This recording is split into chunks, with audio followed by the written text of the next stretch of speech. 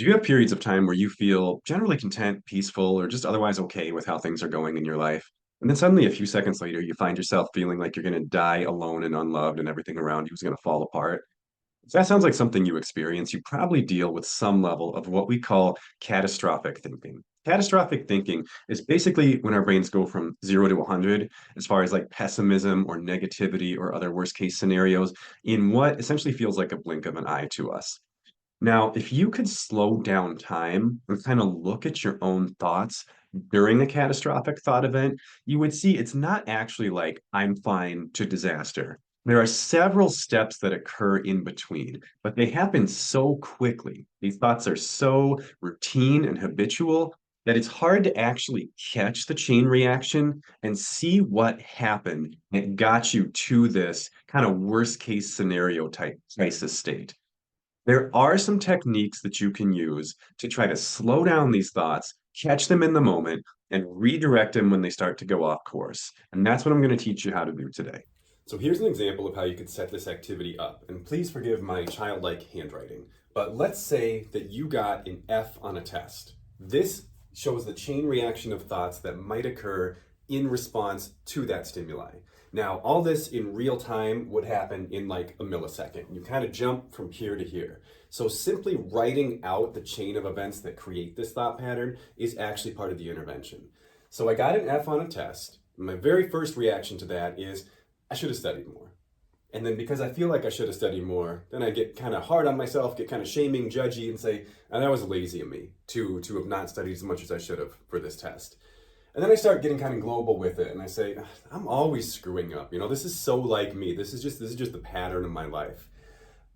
Because I'm always screwing up, I'm probably going to flunk out of college. It's not just this test. It's not just this class. This is just the direction my life is heading. And since I'm going to flunk out of college, I'll never be able to have a stable career. And because I'm never going to be able to have a stable career, I will eventually die homeless under a bridge. Now, you're probably having one or two reactions to this, depending on whether or not this thought pattern correlates with a belief system you have about yourself in your life. If you don't personally struggle with beliefs around things like, laziness or failure or intellect, you're probably looking at this and thinking, that's ridiculous. How could anyone get there from getting an F on a test? If you do struggle with a belief system that might correlate with some of these thoughts, you're probably looking at this and thinking, yeah, I can see how he'd get there. And it's a little intense, but maybe sounds somewhat reasonable. Here's how we can test the reasonableness of this thought chain. So what I've done here is I've inverted the stimuli, so the opposite thing has now happened in our hypothetical situation, and then I've created a correlated thought for each thought that occurred in the negative thought chain. So if I used the same logic that I used to get from getting an F on a test to dying alone and homeless under a bridge, here's how that would play out. So obviously, I got an A on the test. We have to make it the opposite situation to test the rationale of the logic we used here. So I got an A on a test. That means I studied the right amount. That's probably pretty reasonable. It's fair to say, right? Because I studied the right amount, that was wise of me. I made good choices about how to use my time. That also seems fair, reasonable. I always make good choices. I'm getting a little intense here at this point. That might be kind of a sweeping generalization to make from one A on a test, right? I'm going to graduate with honors because I always make good choices. And since I'm going to graduate with honors, that means I will someday be the CEO of a Fortune 500 company because I got an A on my test. Now, if you're excuse me. Now, if you're looking at this and thinking, what kind of deluded narcissist would believe this chain of events? The answer is possibly you. Because if this one looked reasonable to you and this looks ridiculous, the only difference in these two thought patterns is the direction of the thoughts. This starts with a bad situation and goes negative. This starts with a good situation and goes positive. But the exact same logical leaps occur in both of these situations, which means if this feels kind of legit and believable to you, and this one looks like the rantings of a crazy person, your thought process is being negatively impacted by a belief system that you hold about yourself. So to turn this into an intervention, the next thing we want to do is look at the positive one, look at the one that does not align with your belief systems, and try to understand, where does it start to sound crazy? Opinions may vary on that. As I look at this, I think it's this third thought here. I always make good choices. The first two, if you got an A on a test, you did study the right amount, right? And that was probably a pretty good choice. Those two seem pretty reasonable reactions to this, which means on the flip side, these first two negative thoughts, probably are a fair appraisal of what happens if you got an F on a test. I mean, that's not a great thing, right? That's not something we probably want to happen. And most likely, there probably was something you could have done differently to avoid that outcome. So that's why these get so tricky, is they usually start reasonable. They almost always have a kernel of truth in them, but we want to find where it goes off the rails. It's hard to catch in the thought process that aligns with your beliefs. So you got to look in the one that doesn't. That's why we set up the second side over here. If I always make good choices because I got one A on one test, sounds like a pretty big leap to you and probably not super believable.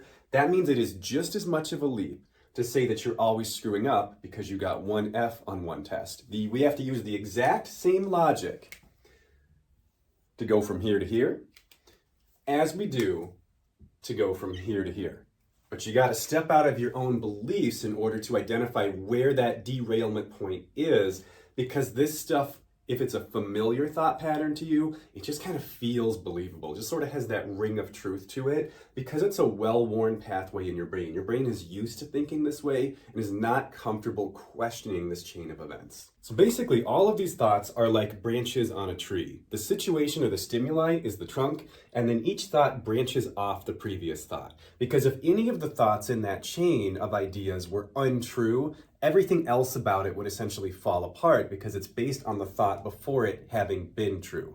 So if you actually map this out as if they're branches on a tree and look for the point where it got unreasonable, as you determined by looking at the chain reaction of thoughts going in the opposite direction, the positive thoughts that we would have if we got an A.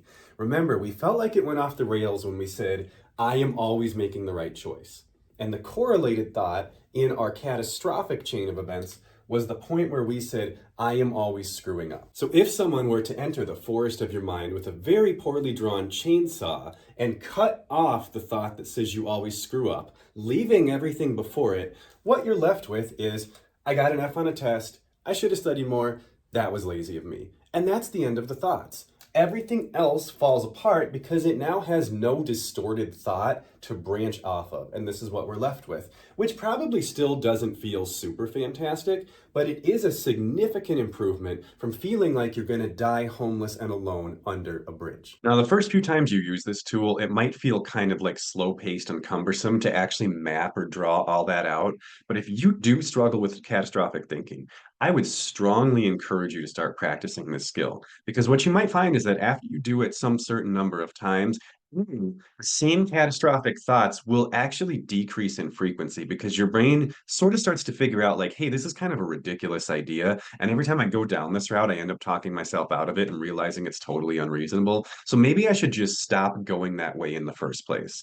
You may still have catastrophic thoughts in other domains or other areas of your life, but if you practice this skill, you will get to the point where all that stuff I did on the board, you just do it in your head in a matter of seconds. And you can actually start basically like cutting off these branches before they even really get to, I can't think of the right metaphor, but you can cut them off before they start to really become a problem for you. You can train your mind to automatically refute these thoughts. Because what you've accidentally done up to this point is you've trained your mind to think catastrophically. By engaging with these thoughts, by indulging in them, by not knowing how to challenge them, you actually strengthen them every time they happen. And that's why they feel more and more plausible and more believable as time goes on. The opposite is true of every time you challenge them. Every time you cut off one of these branches, you make it harder and harder for your brain to go back to that catastrophic place because you're basically cutting off its ability to enter that worst case scenario. And so over time, if you're consistent and skillful with using a tool like this, it can absolutely change the way that your brain thinks. It can change how you see yourself. It can change how you see other people. It can change how you see the world. I legitimately believe this can change your life. So I hope you try it out. I hope you give it enough time to become somewhat routine and habitual, and I hope you get great value out of it. Thank you for tolerating my drawings. You guys asked for drawings and graphs and visual aids. I hope that having seen what I am capable of, you do not regret asking for those. That's not my strong suit. I think they have a certain charm and they get the point across, but they're not exactly masterpieces. If I sound weird today, apologies for that. My voice might be a little bit off. I'm just getting over either a cold or allergies. I don't know which. So if I sound like crap, I'll probably be back to normal next time. Thank you as always. See you later.